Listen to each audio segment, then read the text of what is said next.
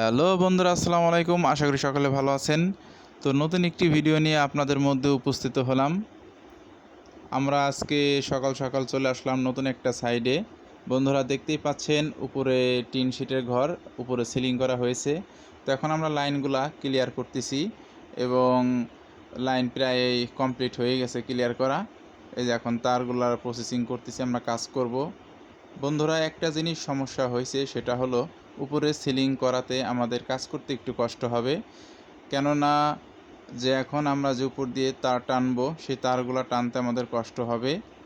তারপর আবার ফ্যানের লাইন আছে, এই ফ্যানের লাইন দিয়ে যে আমরা পাইপগুলো ফিটিং করব, সেটা টানতেও আমাদের কষ্ট হবে। তো কিছুই করার নেই, কারণ যা হবার তা হয়ে গেছে। মালিক পক্ষকে অনেক আগে বলছিলাম যে করার সময় আপনার সিলিং করার আগ দিয়ে কাজটা করায় নিয়েন, বিদ্যুতের কাজটা করায় নিয়েন। তো উনি শোনে নাই, হয়তো ওনার টাকা পয়সার সমস্যা ছিল, টাকা পয়সা ম্যানেজ করে একবারে সব কাজ একবারেই করতে চাচ্ছে। তো যাই হোক বন্ধুরা, আপনারা যারা উপরে টিন শিটের ঘর এভাবে কাজ করে থাকেন, অবশ্যই মালিককে বুদ্ধি দিবেন আগে থেকেই যে ভাই আপনি সিলিং করার আগে বিদ্যুতের কাজটা করায় নেন, সেক্ষেত্রে সুবিধা হয়। বা রং করে রংটাও যদি করে নেয় সেক্ষেত্রেও সুবিধা হয়। কারণ সিলিং করার পরে রং করতেও সমস্যা হয়, আমাদের বিদ্যুতের কাজটা করতেও সমস্যা হয়। তো বন্ধুরা, আমরা কিন্তু কাজটা আজকেই ডেলিভারি দিয়ে দিচ্ছি ইনশাল্লাহ। আমরা তিনজনে সকাল সকালে চলে আসলাম। তো আজকে তিনজনেই কাজ করছি। তো হয়ে গেছে, প্রায় কমপ্লিট হয়ে গেছে।